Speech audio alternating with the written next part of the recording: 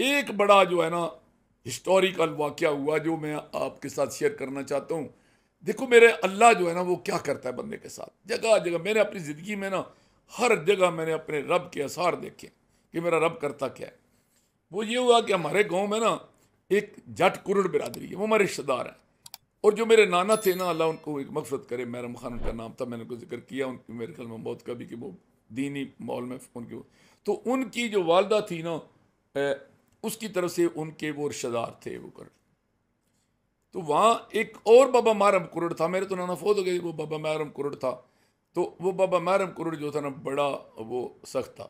जिस तरह मस्जिद में इजारादारी थी ना हमारे ताया और खालू बाबा गुलाम हसन की, तो पहाड़ में बाबे बारव खान की जो थी ना वो थी इजारादारी, वो भेड़ बकरियां उसने रखी थी। लेकिन वो किसी और को देख के खुश नहीं होता था। किसी को भी देख लेना वहाँ जंगल में फिरते हुए, माल मछली लेकर फिरते हुए, भेड़ बकरियां लकड़ियां, तो वो उसको आग लग जाती थी कि ये क्यों आया है। था काफ़ी उम्र का, हाथ में उसके डांग होती थी और पाँव उसका थोड़ा सा कमज़ोर था एक। तो अगर ये वो सेहतमंद होता तो सारे लोगों को उससे मार पड़ती। तो हुआ ये कि मुझ इसी तरह का मौसम था, बड़ा प्यारा मौसम, बारिश हुई और कोसे कुदाया और मैंने कुल्हाड़ी पकड़ी और मैं चला गया पहाड़ पे। अब तो रास्ते में मुझे जो लोग मिले ना, सब ने कहा कि अब ऊपर नहीं जाना जंगल में। मैंने क्यों, पहाड़ में नहीं जाना। मैंने क्यों नहीं, उन्होंने कहा जी मौसम ऐसा है कि एक तो रात हो जाएगी, दूसरा है कि तू रास्ता भूल जाएगा, दूसरा जंगल में ब्रेड आया हुआ है। था या नहीं, उन्होंने मुझे डराया। तो मैंने कहा कुल्हाड़ी मेरे पास थी, मैंने कहा इसको भी तो आजमाना है ना। तो वो जो एक ना सरकारी जंगल के और हमारी ज़मीनों के दरमियान एक सतह मुर्तफ़ी है जिसमें मिट्टी और पत्थर मिला हुआ है और उस पर झाड़ झंकार हैं, बेरी हैं, फलाई हैं, उसको हम बोलते हैं मैरा।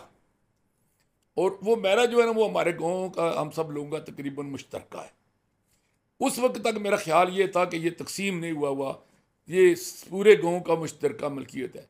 बाद में जब मैं बड़ा हुआ तो मुझे पता चला, बल्कि उसी दिन मुझे पता चला कि ये तकसीम हुआ है कि हर बंदे का, हर कौम का अलग अलग है, थोड़ा सा मुश्तरका है। लेकिन वो जो अलग अलग है वो भी तकसीम इस तरह मौके पर किसी ने निशानदेही नहीं की, हर बंदा इस्तेमाल कर रहा है।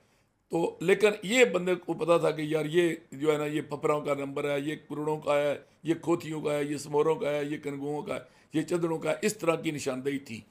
अच्छा वो एक करिया था बड़ा, बड़ी उस पर डेले वेले भी लगते थे। बड़ा करिए का एक दरख्त है, किस ज़माने में ये जो आज बड़ा आबाद इलाका है ना, इसको गोंदल बार कहते हैं, चनाब और इसके जेलम के दरमियान। तो इसमें गुजर का थी, इस पर होती थी, इसकी लकड़ी लोग इस्तेमाल करते थे। और इसके डेले जो थे उनका चार डाल के रोटी खाते थे, जब पक जाता था तो ये फ्रूट होता था। तो वो ना दरख्त था वहाँ उसका करिए का, मैंने कुल्हाड़ी के साथ वो खड़ना शुरू किया।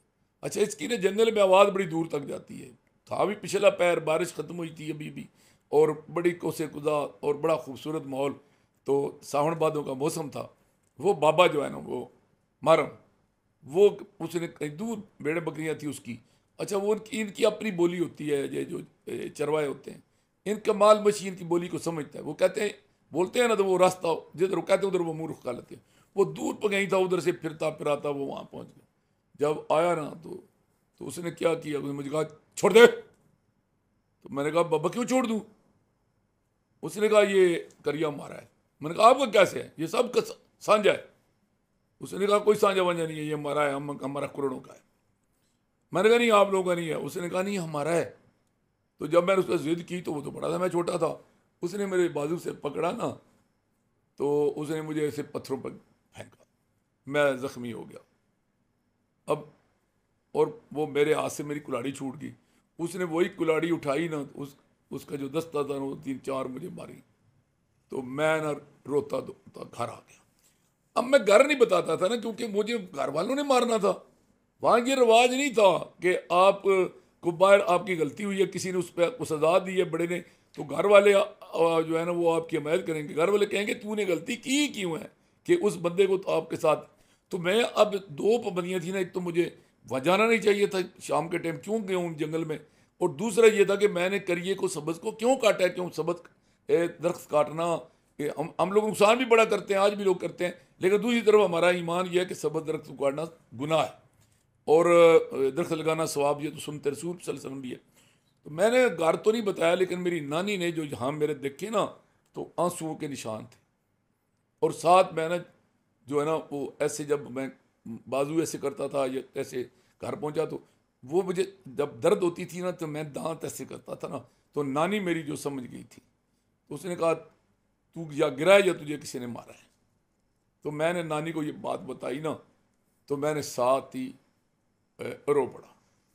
तो मेरी नानी ने कहा कि वो कहता गया था, मैंने कहा था वो कहते हैं हम करोड़ों का है। उन्होंने कहा कि नहीं नहीं, ये जो मैर करोड़ वगैरह का रकबा है ना, ये नीचे है।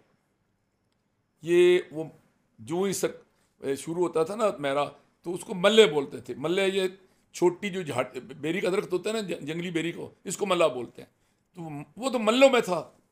ये ऊपर मैंने कहा वो कहता है ये करोड़ों का है।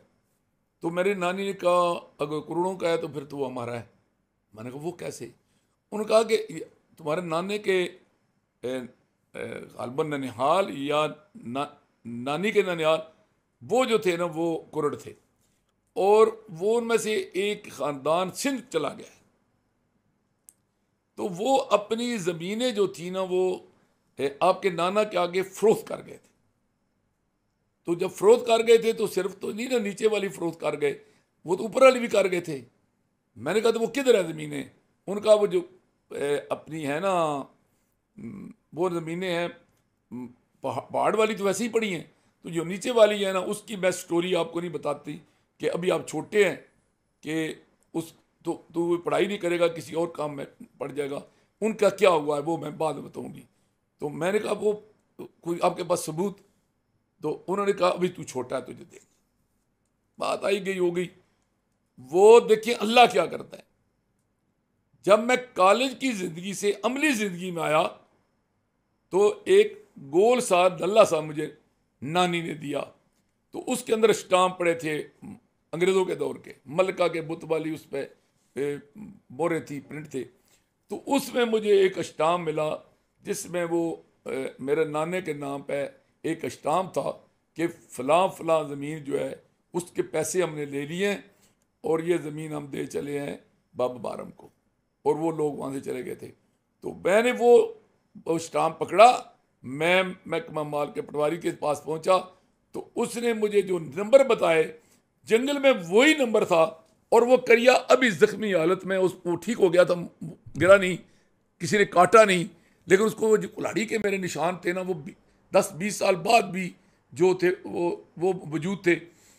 वो मैंने वो वहाँ जगह देखा तो वो करिए वाला खेत जो था ना वो फिर मेरे नाने की वजह से बाद में मेरी मलकियत में आया। वो एक लंबी कहानी है, वो आगे चल के बताएंगे कि उसका किस्सा क्या है।